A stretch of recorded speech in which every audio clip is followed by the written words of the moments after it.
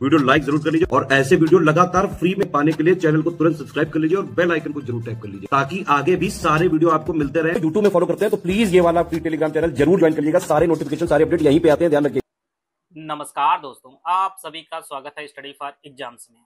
दोस्तों, आज हम लोग वेदों के बारे में जानेंगे। कितने वेद हैं, उन वेदों की क्या क्या विशेषताएं हैं, उनके बारे में हम लोग डिटेल से समझेंगे। वेद जो है यह सबसे प्राचीन और प्रमुख ग्रंथ है और वेद शब्द की जो उत्पत्ति है वह विद शब्द से हुई है। किस शब्द से? विद शब्द से हुई है और इसका अर्थ होता है जानना। अर्थात वेद का जो अर्थ होता है वह ज्ञान होता है और वेदों को श्रुति भी कहा जाता है। श्रुति इसलिए कहा जाता है क्योंकि इसकी रचना जो है ऋषियों ने नहीं की थी, बल्कि उन्होंने इसे सुना और पीढ़ी दर पीढ़ी जो है मौखिक रूप से इन्हें आगे बढ़ाया। तो आप जानते हैं कि वेदों की जो कुल संख्या है वो टोटल 4 है। इसमें आपका आता है ऋग्वेद, सामवेद, यजुर्वेद और अथर्ववेद। यह 4 वेद हैं। सबसे प्राचीनतम जो वेद आपका ऋग्वेद है। यहीं से एक प्रश्न अक्सर बार बार परीक्षा में पूछता है कि वेद त्रय में कौन कौन से वेद शामिल हैं। तो वेद त्रय में आपका ऋग्वेद शामिल है, सामवेद शामिल है और आपका यजुर्वेद शामिल है। यह जो है 3 वेद हैं जो जिन्हें मिलाकर जो है वेद त्रय कहा जाता है।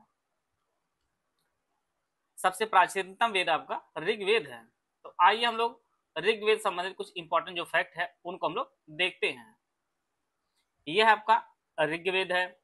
ऋग्वेद जो है सबसे पहले आपका प्राचीन ग्रंथ है। यह जो है सबसे प्राचीन ग्रंथ है।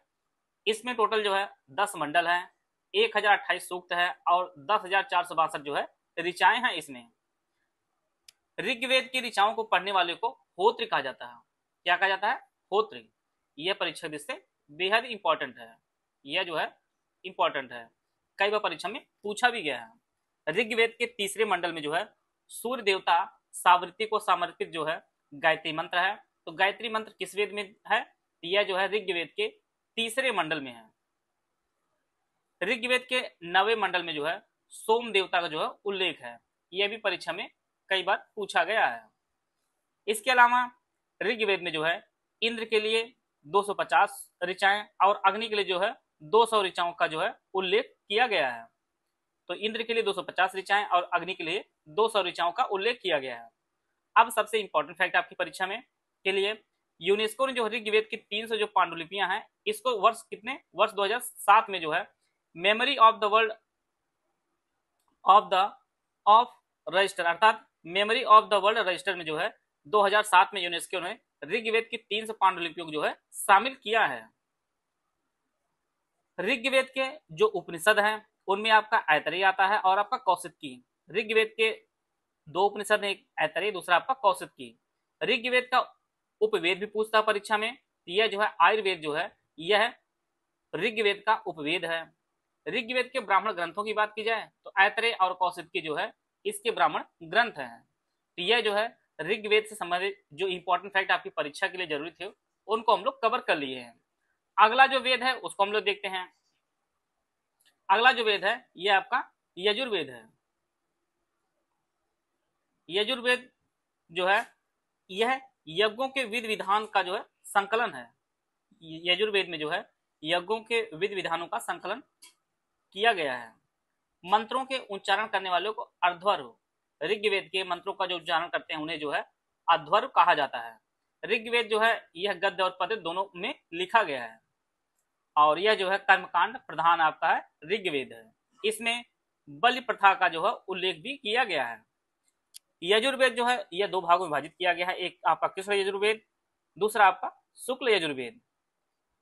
यजुर्वेद के उपनिषद आपके ब्राह्मण है, बृहदारण्य, मैत्रायणी, कठ और श्वेताश्वर जो है ये सभी जो आपके उपनिषद हैं यजुर्वेद के। यजुर्वेद के उपवेद है आपका धनुर्वेद है। इसी प्रकार से जो है यजुर्वेद के जो ब्राह्मण ग्रंथ हैं वह आपका शतपथ और तैत्रीय, यह जो है ब्राह्मण ग्रंथ हैं यजुर्वेद के। तो इनका आप स्क्रीनशॉट भी इस प्रकार से ले सकते हैं, जहां से प्रश्न आपकी परीक्षा में पूछा जाने वाला है। चाहे आपका आरओ का पेपर हो, चाहे आपका पीसीएस का पेपर हो, यहां से प्रश्न पूछता आयोग है। इसका जो है स्क्रीनशॉट ले सकते हैं आप लोग। इसी प्रकार से ऊपर वाले का भी इस प्रकार से ले सकते हैं, रिवीजन के लिए आसान होगा आपके लिए। इसी प्रकार से अगला जो है आपका सामवेद। सामवेद को जो है भारतीय संगीत का जो है जनक कहा जाता है सामवेद को, और सामवेद के मंत्रों को गाने वाले को उद्गाता कहा जाता है। यह काफी इंपॉर्टेंट होता है, कभी कभी मिलान के लिए भी दे देता है। सामवेद जो है सबसे छोटा वेद है, और इसके जो है दो उपनिषद है, एक आपका छांदोग्य और केन जो है उपनिषद है। सामवेद का जो उपवेद है वह उसका नाम जो है गंधर्व वेद है, और सामवेद का जो ब्राह्मण ग्रंथ है उसका नाम खडविंश ब्राह्मण है। यह भी आप नोट कर सकते हैं। सामवेद को 3 भागों में विभाजित किया गया है, कैथमी, जैमिनी और राणायनी जो है 3 भागों में विभाजित किया गया है। तो संगीत का जो जनक आपका सामवेद है, और इसके मंत्रों को गाने वाले को उद्गाता कहा जाता है। सबसे छोटा वेद है केन, और छांदोग्य जो है उपनिषद इसके हैं। उपवेद इसके गंधर्व वेद है, और ब्राह्मण ग्रंथ आपका षड्विंश ब्राह्मण ग्रंथ है। आइए अगले वेद को हम लोग देख लेते हैं। अगला आपका जो है अथर्ववेद है। यह सबसे अंत में इसकी रचना हुई है। अथर्ववेद की जो रचना है सबसे अंत में हुई है। इसमें जादू टोना और टोटके का जो है वर्णन किया गया है अथर्ववेद में। इसी में बताया गया सभा और समिति जो है यह प्रजापति की 2 जो है पुत्रियां थी, और अथर्ववेद जो है यह वेद त्रयी में शामिल नहीं है। वेद त्रयी में जो शामिल है वह आपका ऋग्वेद, सामवेद, यजुर्वेद शामिल है। अथर्ववेद के जो उपनिषद उनमें आपका मुंडक, प्रश्न और मांडुक्य। देखिए मुंडक अलग है, मांडुक्य अलग है, कभी कभी कंफ्यूजन रहती है। ये दोनों जो है आपके अथर्ववेद के उपनिषद हैं। इसी प्रकार से शिल्पवेद जो है यह उपवेद है अथर्ववेद का, और इसका जो ब्राह्मण है ग्रंथ है वो आपका गोपद जो है यह अथर्ववेद का ब्राह्मण है। तो सबसे अंत में लिखने वाला जो वेद है आपका अथर्ववेद है। जादू टोना टोटके है, सभा और समिति जो है प्रजापति पुत्रियां, इसका वर्णन किया गया है। यह वेद त्रयी में नहीं शामिल है। मुंडक, प्रश्न और मांडू की जो उपनिषद है, शिल्पवेद इसका उपवेद है, और गोपद आपका ब्राह्मण है।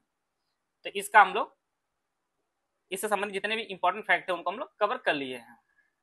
यूपीपीसीएस में 2025 पेड ग्रुप हमारा शुरू किया जा रहा है। दोनों भाषाओं में यह पेड ग्रुप हमारा है। पहला जो पेड ग्रुप है UPSC 2025 mains complete GS study material group है, जिसमें जीएस 1 से लेकर 6 तक जो है सब कुछ मटेरियल दिया जाएगा। इसकी फीस 7800 रुपये है। इस ग्रुप में जो जीएस 1 के कुल 15 पॉइंट, जीएस 2 के 22 पॉइंट, जीएस 3 के 18 पॉइंट, जीएस 4 का 8 पॉइंट, जीएस 5 के कुल 21 पॉइंट, जीएस 6 के कुल 23 पॉइंट का जो है लेटेस्ट अपडेटेड कंप्लीट जो है पॉइंट वाइज मटेरियल हिंदी और अंग्रेजी दोनों भाषाओं को उपलब्ध कराया जाएगा। इसमें प्रैक्टिस करने के लिए आपको जीएस 1 से लेकर 6 के लगभग 500 most expected question with model answer जो है लेटेस्ट पैटर्न के अनुसार आपको दिया जाएगा। No answer writing feedback, answer writing का फीडबैक नहीं दिया जाएगा। जीएस 1 से लेकर 6 से संबंधित जितने भी current affair, UP current, UP budget, economy survey, current affair, government scheme, GS all completely updated जो है सब आपको प्रोवाइड किया है। दूसरा ग्रुप है UPSC 2025 mains general Hindi study material group. इसकी फीस 1500 रुपये। इसमें जो है यूपीपीएससी के ऑफिशियल सिलेबस के अनुसार complete general Hindi study material दिया जाएगा। 10 फुल एंड टेस्ट दिया जाएगा, विद मॉडल आंसर दिया जाएगा। इसकी कंप्लीट आंसर राइटिंग जो है फुल चेकिंग और फीडबैक आपको दिया जाएगा। UPSC mains answer writing group के सभी ग्रुप की आंसर राइटिंग का जो complete point to point feedback, voice message, personal guidance मिलेगा, कंप्लीट आंसर राइटिंग फीडबैक मिलेगा, ए टू जेड सब कुछ आपको पूरा फोकस आंसर राइटिंग इंप्रूवमेंट पर जो है कार्य किया जाएगा इसमें। तीसरा जो ग्रुप है 90 days answer writing feedback without model answer, GS 1 से लेकर 6 तक। इसकी फीस 5300 रुपये। इसमें ग्रुप में जो है daily 3 most expected question without model answer, एक दिन जीएस 1 to 3 रहेगा, और अगले दिन आपका जो है 5 जीएस 5 6 4 5 6 रहेगा, दिया जाएगा। चौथा group 9 days answer writing with model answer, GS 1 से लेकर जीएस 6 तक। इसकी फीस 6500 रुपये। इस ग्रुप में जो है daily 3 most expected question with model answer दिया जाएगा। इसमें जो है एक दिन जीएस 1 से 3 दिया जाएगा, अगले दिन आपका जीएस 4 5 6 दिए जाएंगे, और उसमें उस क्वेश्चन का जो मॉडल आंसर भी प्रोवाइड किया जाएगा। पांचवा जो ग्रुप है निबंध का है। इसकी फीस 3500 रुपये। कुल 36 निबंध टॉपिक वाइज दिया जाएगा। आंसर राइटिंग की कंप्लीट जो है चेकिंग किया जाएगा, complete point to point feedback दिया जाएगा, वॉइस मैसेज, पर्सनल गाइडेंस दिया जाएगा, पूरा फोकस निबंध राइटिंग इंप्रूवमेंट पर कराया जाएगा। निबंध के मॉडल आंसर भी आपको प्रोवाइड किए जाएंगे। इनमें से कोई बैच आप लाइन ज्वाइन करना चाहते हैं, 3 दिए गए नंबर 8564880530, 7523864455, 96960655, ये 3 दिए गए नंबर। इस पर कॉल या व्हाट्सएप करके जो है आप जानकारी लेकर बैच से जुड़ सकते हैं और अपनी तैयारी को बेहतर कर सकते हैं। आइए कुछ और इंपॉर्टेंट फैक्ट है आपकी परीक्षा के, उसको भी देख लेते हैं। आरण्यक साहित्य, यह जो है ब्राह्मण ग्रंथ का जो है अंतिम भाग होता है। इसकी कुल संख्या आपकी 7 है। यह जंगलों में लिखा गया, इसलिए इसे आरण्यक ग्रंथ कहा जाता है।